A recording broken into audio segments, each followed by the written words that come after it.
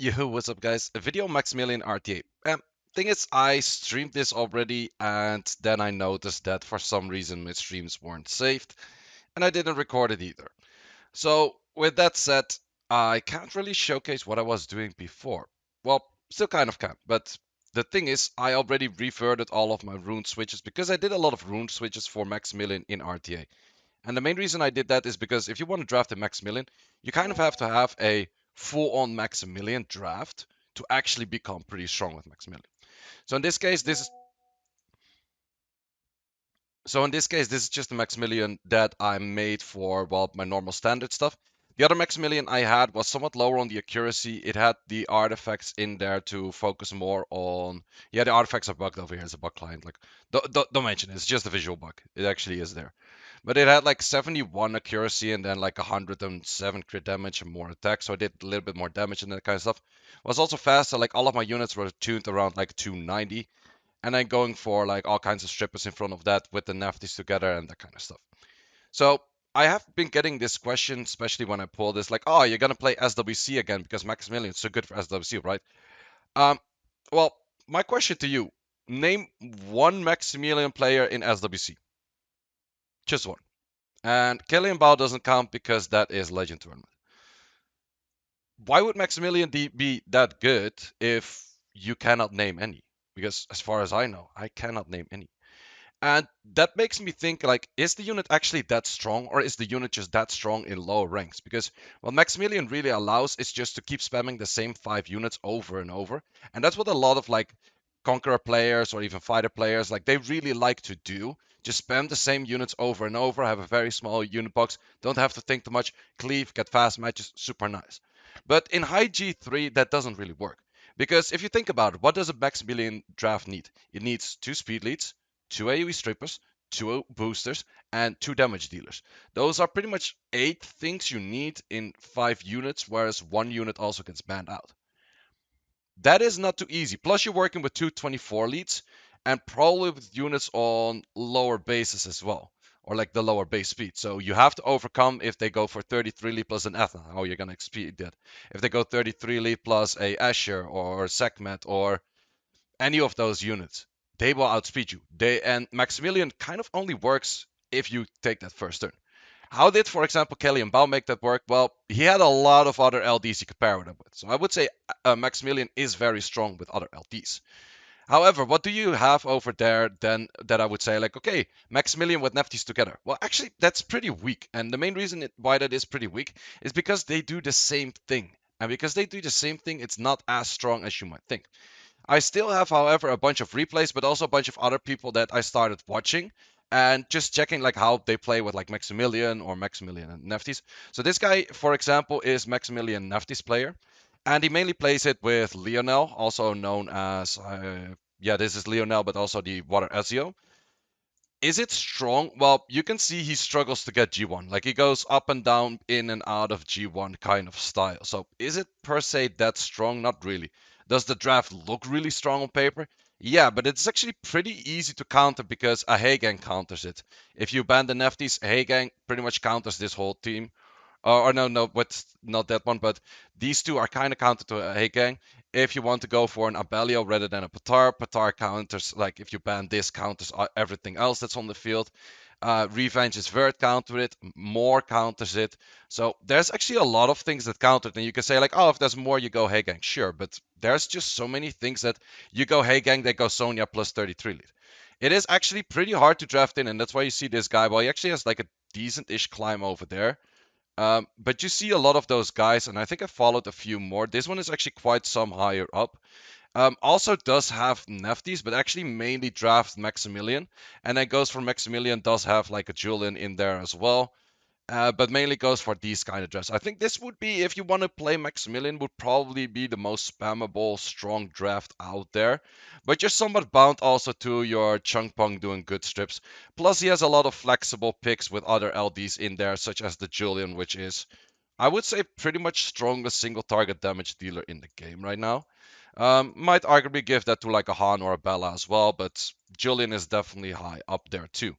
So how did I play it with Maximilian? Because I still have a lot of my replays. Like I think after this match, no, after this match, yeah, that was my last Maximilian match.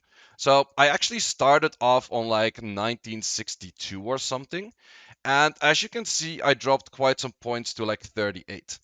And what is the reason of that? Well, the thing is, if people don't draft according, it is actually very strong. Like, look at this match with Glorious. Glorious just went for his typical LD units. He didn't contest the speed. He didn't really go for annoying passives. And the moment they don't contest the speed, they don't go for annoying passives. Like, sure, he has these two in there. But in this case, I also had to, if I don't land all of the strips, I pretty much instantly lose. So in this case, I did land all of the strips. Volantis didn't move. And yeah, then it's pretty nice. He did go for the proc over here, but he only removed the attack break. If he landed the stun over there, I would have still probably been kind of having more struggles. I had like the Siane in there, which is a pretty nice backup kind of style of unit as well. But in this case, it's a very clean, like fast match, and that's what a lot of people like. But it's hard to get those kind of drafts in where you can just simply spam the same thing and get away with it. Because if we look at the match with Ice Coyote, he goes for a whole bunch more counters. So I had like the Cyan in there, I had Amber in there, a few other units in there as well. So that's kind of like, okay, what's the flex pick on the fifth? But it is hard to fit what fits in there best. So in this case, we have this going. I would say that if I push back everything right here, because this one was resisted, I would have probably been in a decent spot because these two units both have like 1500 to like 2k attack that would probably have dealt with this unit as well. If there were some more debuffs, Amber would have done a lot of damage. It was also like around like 1500 to 1800 attack. So I would say could have won if I pushed back, but that's also the thing. I need to land everything from that just one AoE stripper. This is looking a lot more like troublesome. So in this case, I went for the maybe wrong play of trying to snipe out the Varamos with the Sonya, whereas Varamos is a high base defense unit these days. Oh, he also had defense lead. Didn't notice the defense lead, but that's actually a good point as well. I think he went the third lead. But yeah, the defense lead, I could have maybe killed the Ragdoll on it, but I'm not even sure if I would have been that great against the other three units on the field. He would have had some struggle of killing this, but yeah, that's where, like, if these things start getting online, you're pretty much instantly done, right? So Ragdoll, Abelio, those things are definitely hard counters to whatever I'm bringing.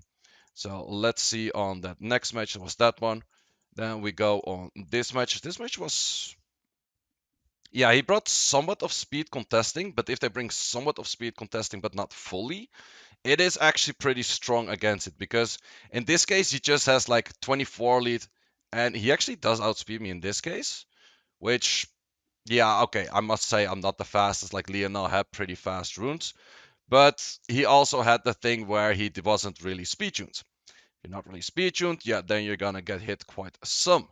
So in this case, yeah, that definitely works out for me. That we're at some point we're like 1v4ing that Camilla, and then sure these units do a good amount of damage. But issue is, can you get that in every draft? Because here, for example, we see triple revenge vert, we see this thing, and then this thing as well. This thing is also pretty much countering the whole team, well, except you. Maximilian can kind of deal with it, but also not that well, because it's still landing debuffs on literally every hit it does. So is it that strong in G3? Well, that's also the thing. Like in G3, people know how to draft. People know how to counter stuff. Especially if I start spamming this for like a whole season, people actually know like my name and that kind of stuff. So in this case, I didn't want to go for the counter. I kind of wanted to go for the silence because if this one and this one is silenced, there's not too much issue going on. But issue is I didn't land the silence on that one, however. And from there, yeah, you're kind of out of your strips. You try to do some damage here, but this is where you see the Nephthys is gone, the heal block is gone, he goes for a counter. I go for this skill. Maybe I should have went for a heal block here on like I don't know who. But yeah, you're just lacking damage there if like your turn order is messed up and that kind of stuff. So that is just a hard lose on that way, I would say. Next one is more LDs. Let's see what we do against more LDs. But that's also the thing. Like, if I would be drafting this for a whole season, people recognize the name or the Elmo picture or whatever, then people just start picking like a Sekhmet plus like Sekhmet plus a Vanessa first pick or something like that. You just go for the high base speed units. You're kind of screwed over. So in this case, I kind of went a little bit too hard on speed leads and boosters. Tiana is nice, but Tiana's actually kind of only nice if Leonel or the other one is spanned out. Otherwise, it's not as great. And in this case, yeah, it's pretty much. I maybe should have had a Samath that would have taken a turn. This was actually my Rage Samath, a other Samath that might have taken a turn and reset this. Would have been better, but he also did stun it, which was also not that beneficial. But this is my hard hitting Samath. If it wasn't stunned, but it actually died while it was resetting, that thing could maybe be like a win. But still, you need to go have everything going your way for it to get like a decent win out of there. And as people like progressively play more against it, they notice like they shouldn't go for like in this case it's pretty obvious I will outspeed. The moment I outspeed and I land all of my strips, it's pretty easy. Then you just get like a clean match, then you just get like pretty much a free win because these units do too much damage.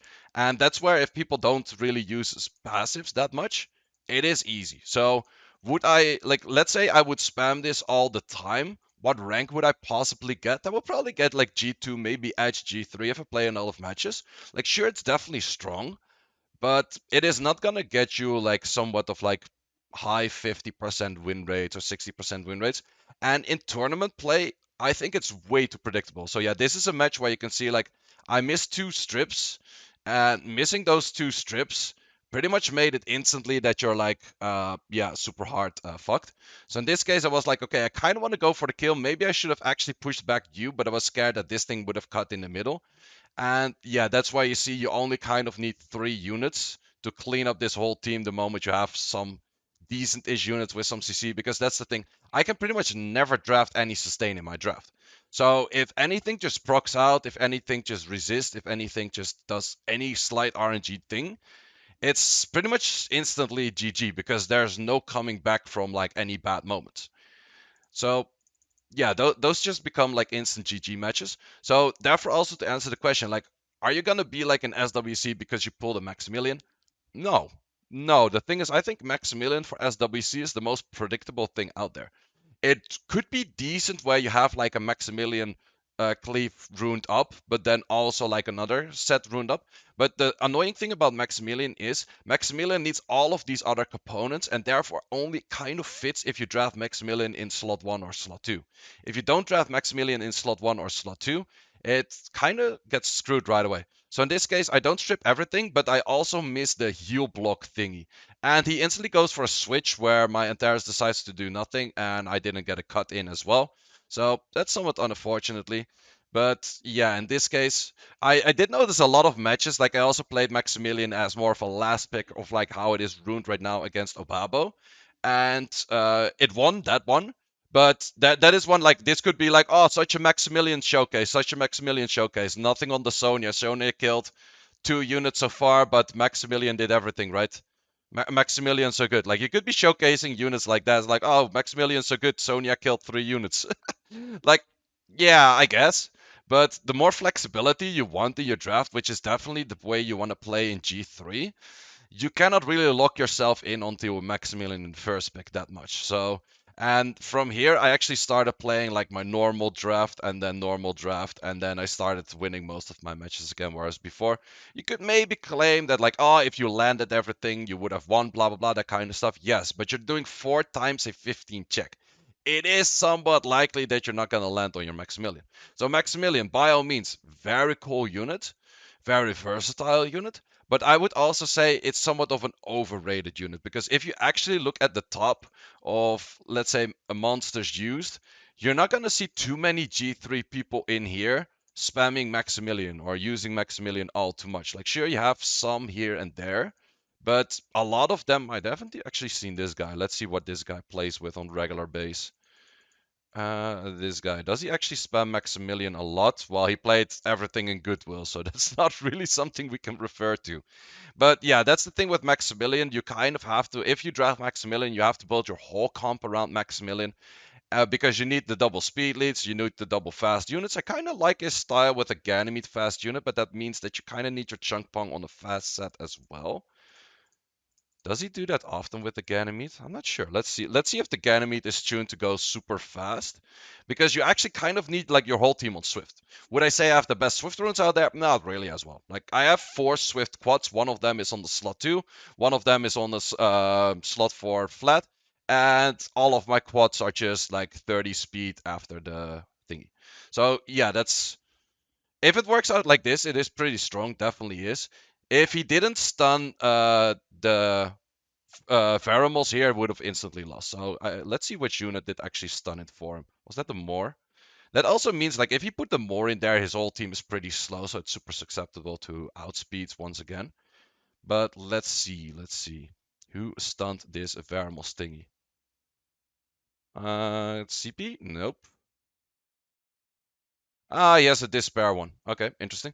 Yeah, the thing is, for me, my Maximilian was Swift. I would say despair is definitely very strong as well, but it's also it's pretty hard to get a despair one and get this much stats to not be super squishy, still do a decent amount of damage, have that max accuracy in there.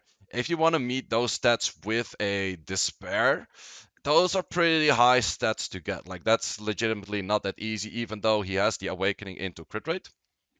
It is pretty hard. So yeah, that's kind of my review on Maximilian. Too bad you didn't show like see me actually use it like in actual matches when I was actually playing. But yeah, I missed that whole clip pretty much. So for that reason, still doing this. Because I kind of reverted all of the things back to my normal set. Will I be using Maximilian RTA? Definitely will be, but he will be in the 5th slot. Plus, I would say if you already have a Neftis, Maximilian becomes somewhat worse because Neftis, in the end, the strong part about Neftis is that heal block and is that silence. That silence makes it a speed lead that does armor break and also a semi CC, whereas you do have to push back here. You have attack break and you have a dot, which is a lot more damage focused, attack break focused. Attack break is actually not on the S2 of the Nefty, so there's somewhat of synergy-ish, but not having that heal block makes a Varamols, an Abellio, all of those units just super strong. So I'm not too sure if I would fit this in too much. We'll definitely be using it in Siege. You saw that in the previous video. But yeah, if you're a Maximilian player in High G3 and I missed your matches and you're saying like, oh, I'm getting like top 50 in RTA all the time by just Maximilian spamming without like a whole bunch of other LDs, let me know. I've tried to look up a bunch of units so far. I would say that one of the better results are for Subking. Subking is doing quite a good thing, and this draft I would say is somewhat solid. But he does have like the flex picks of a bunch of LDs in there as well. And a lot of these matches are also some goodwill matches in there. Quite a lot of Julian matches in there too. Like Julian definitely is very strong, but matches like these, like if they speed contest, well, let's actually see. Did he win this match? He did win this match. Let's see if he speed contested. Probably bent out the Oliver because that's the only way that he can properly speed contest. And then he has to hope that the enemy doesn't have too much speed because you're still fighting the Tian Lang. Okay, bans out the Tian Lang. We're both going 33 speed. Yeah, okay, you have the Kabila. But now you're really bound to... Oh no, wait, you're just gonna play the match this way. That's... Wait, there's 0 will runes on the enemy. Yeah, that I guess that kind of works too if there's 0 will runes on the enemy. I would say Kabila with threat state and counter is not too bad because Kabila has the armor break on the S1 as well. So this team might be pretty interesting. I didn't try this team specifically. I tried the team with just forcing in the Nefties as well. I feel like if I would want to go for Maximilian spam draft, it's probably better to leave the Nefties out and maybe draft in the Nefties late. But the Nefties kind of takes a spot of where I would rather pick a Moor or a Samath as the speed lead in a lot of cases. Or not even pick the speed lead if they don't go for speed contesting. So I would say that if you have a Nefties already, Maximilian becomes not that interesting. So is it a great pool? I would say so, but maybe not on my account. Let me know what you guys think. Hope you enjoyed this video. And see you as always in the next one. And next video is, well, depends. Maybe it's going to be a balance patch review that I'm still doing here. I'm still going to be doing on stream. Otherwise, I'll be back in the Netherlands and that's going to be in a few days. So see you guys there with like a better setup, better mic and better camera, better lights and better me. Let's see, guys. Thanks for watching as always. I'll see you in the next one.